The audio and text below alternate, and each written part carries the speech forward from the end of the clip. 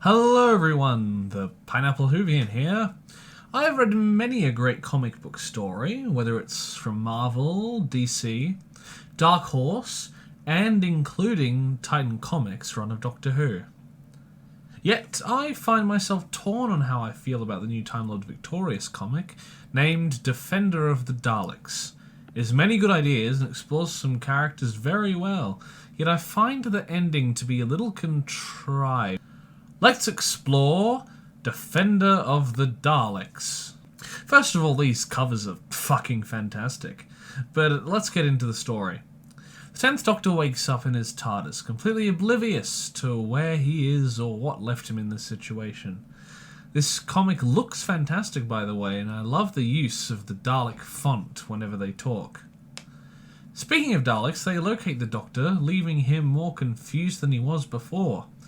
He zips away, but wherever he ends up, the Daleks seem to follow. Eventually, he concedes to hear what they have to say.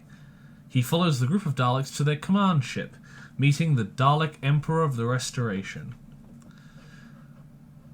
The Daleks reveal that they need the help of the Doctor, after some decently written dialogue between the two, but I'm sure you've heard most of it before. Why would I help? You're a lot like a Dalek, the oncoming storm, etc.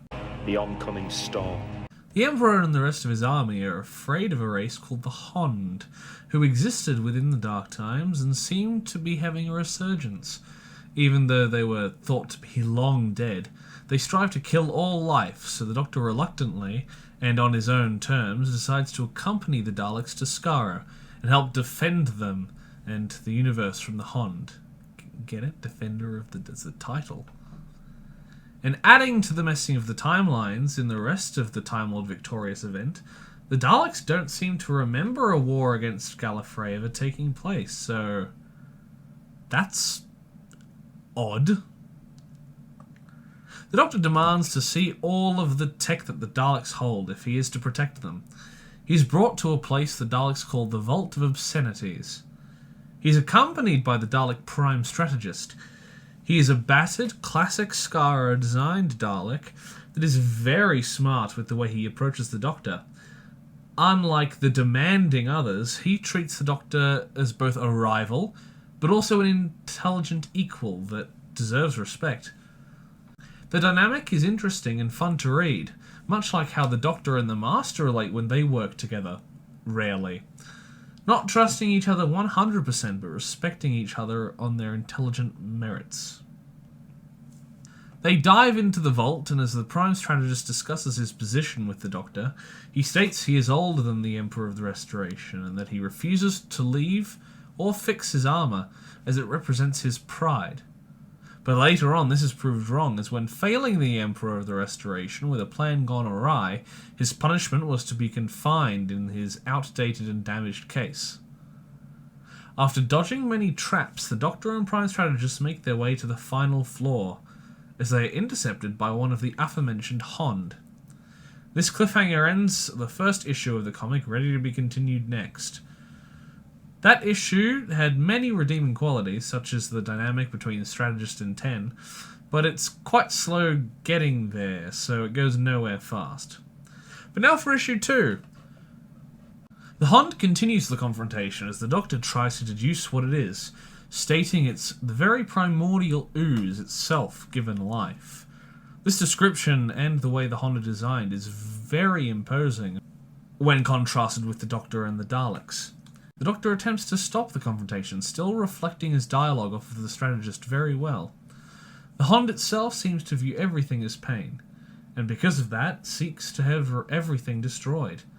And, as the Doctor speaks to it, telling it that no one has the right to reshape reality, a good display of his morals before he goes all mad in the waters of Mars and the Night the Fall and the Dead. Review link in the description. After attacking the Doctor, the Hond is gunned down into a puddle by the Strategist, who is scolded by the Doctor. But the Strategist has a good point in retort. When he starts to ask more questions, the Strategist uses his care of living things in the universe to continue his plan, making a stand on Skaro to save the universe from the Hond. He recognizes this manipulation and simply replies, "I don't like you." The two of them enter the vault with a very good conversation between the two, once again clashing ideals and truths.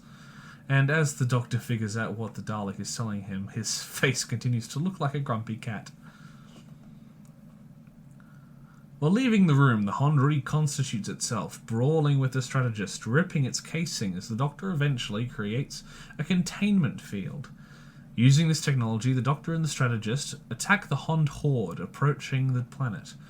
This does nothing but speed them up, and I really like this golden black Dalek. Eventually, the Doctor figures out that the Hond were telling him the answer to beating them the whole time. He heals their pain that they keep going on about, destroying them with healing instead of attacking. So, that's what it means to be a Doctor of war. They disappear with a tear-jerking thank you. The Daleks inevitably consider that the Doctor has outlived his usefulness and decide they can now kill him. But him, being the Doctor, anticipated this all along, blowing them up. This line of dialogue from the strategist Dalek really does well to further along the relation they share. He pulls a runner when he hits a dead end and is greeted by the random appearance of the 13th Doctor. With the help of each other, they flee to their respective TARDISes.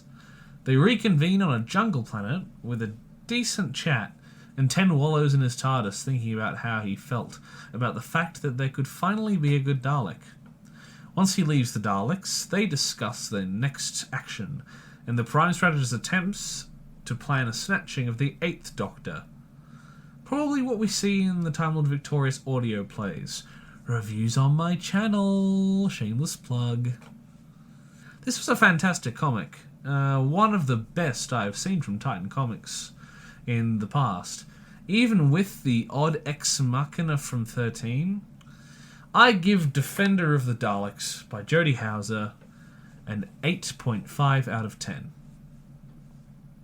Thank you everybody for watching this video. I had a few audio hiccups along the way, but hopefully they didn't deter you too much. Please leave a like on the video if you liked this video, and consider subscribing to my channel, going onto my channel page, and watching more if you're interested in this Who type content. And if you weren't, I don't know how you ended up on this video. I will see you all in the next video. Bye!